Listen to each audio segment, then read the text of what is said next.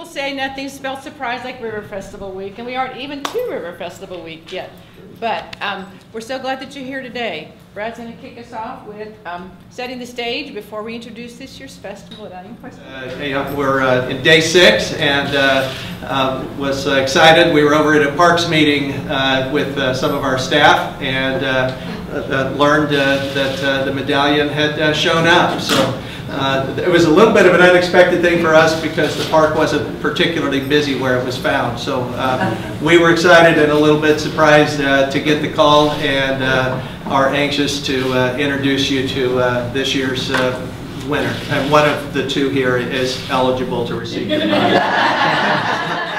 Grace Peterson is our visual arts coordinator and has helped be a partner in crime with this project, so I'll let her do the introductions. I want to introduce you to the 2015 Medallion recipient, winner, finder, Nick Keenan.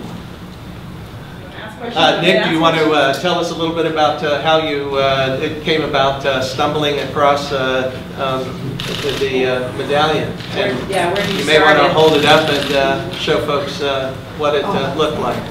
Well, originally we were looking in Founders Park because of the mill stone up there, and after several hundreds of people had been through there, we kind of decided that if it was there, it probably would have been found already. So we my wife and I, is the we I'm referring to, she sent me a text this morning that said, "What do you think about today's clue?" And I said, "I have no idea. I'm so confused by it. I have nothing." She said, "The only thing I can think of is takeout food or elm trees." And I was actually on my computer when I was talking to her, and I was looking at the city property map, and I was looking at Riverside Park. And she said elm trees, and I said, "Well, Riverside's on elm," and she said, "Well, that's what I was thinking too."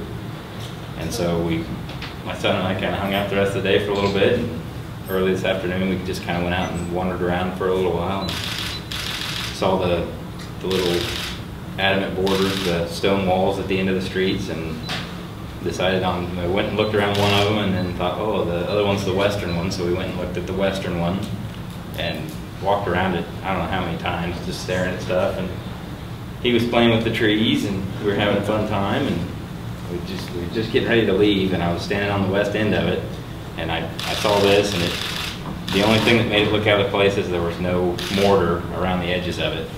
And so I kind of flicked it with my finger, and it fell out, and as you can see, it fell out and just landed just like that, and I thought, oh, it's just another rock. And I picked it up to put it back in the slot where it came from, and I saw the little yellow dot on the back of it.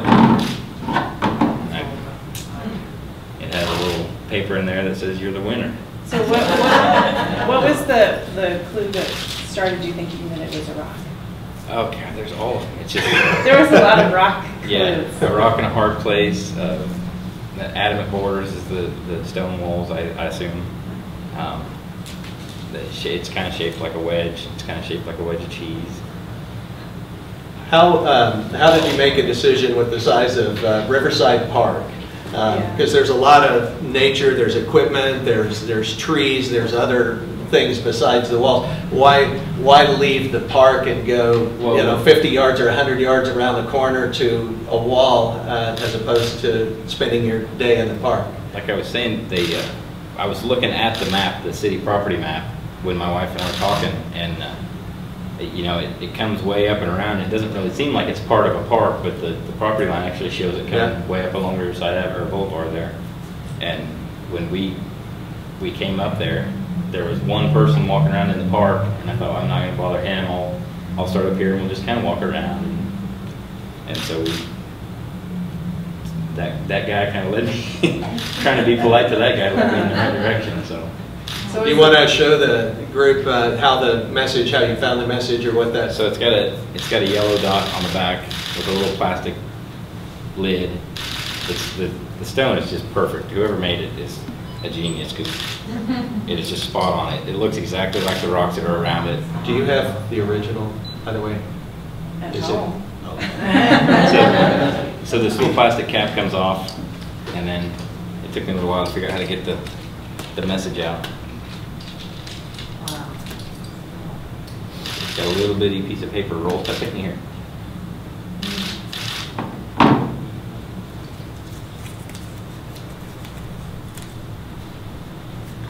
It says 2015 Festival Quest Medallion. We're on to something. I hope this isn't a fake. Yeah. Somebody went through a lot of trouble. The medallion was placed, or it was identified as a location probably before the first of the year. It was soon after I came on. Yeah, it was late summer, early fall as a possibility. An artist was selected, and the stone in question, for people who want to disrupt property, it was already loose and out. So we picked something that was already damaged. We didn't take the mortar out. We didn't destroy something that was there. We just took advantage of a stone that didn't have any mortar left and pulled that out and transported it to the artist. And Grace can tell you about who the artist is. The artist this year is Randy Regier. He's an artist out of Wichita. He made last year's medallion as well. He was excited to make this piece, and when I got it, I called him and was so thrilled, because I mean, it feels exactly like the original stone. It looks exactly like it. It's pretty incredible. It's lighter, and it was placed before Memorial Day. It was. It's been there a while. It was there for a while ahead, the only technical issue with it was the night it was placed, the wall was soaking wet. Yeah, it had rained that entire weekend, and the wall was wet and dark, and the plastic didn't absorb water the same way. So it's rained on it since. So the next part I tell you is it was safe to touch. But you know, we spit and rubbed and grabbed dirt and smeared it to dirty it up a little bit.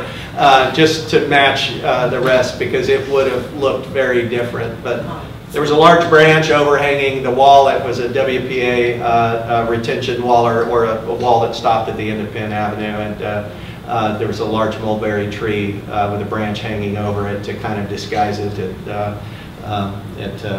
worked out well. So. Open questions. I know some of you in the press are going to want to talk individually, but are there any questions? What are you going to do with the money? The cash is going to be saved for a new house. My wife and I are planning to buy a new house sometime in the future, and that's probably right where it's going to go. Where did you tie in the sword and sword? I have no idea. I still don't have any idea what that one means. I tried to make anagrams out of it. I tried to, look around for. I still don't know what that one. That seems to be the question. No, it wasn't Robert the Bruce. That's the only thing. Every clue I had a sculpture related to it. That's why you saw me on set. We're really happy that Sculpture Tour was so accommodating. And it always is amazing once the clues are done and the public starts looking. We're looking through a mentality of what order are they and how do they align with a natural progression to eventually lead to the medallion.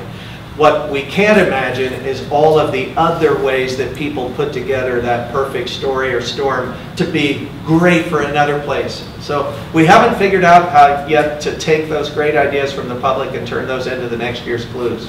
Well, the clue this morning did get me to Riverside. I think I was the first one there, in fact.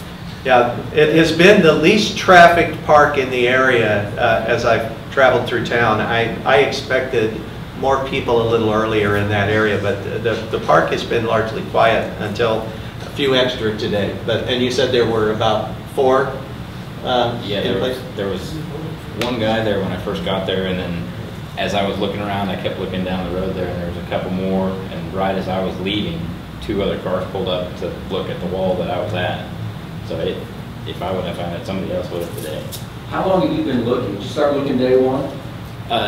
No, we just we don't really aggressively look. We just kind of use it as an excuse to get out and walk around and spend family time together. And we wandered, we kind of talked about it, and my wife and I walked around Founders Park a couple different nights, and after she got off work, we went and walked around, and I think she went out with him a couple times, and just got lucky.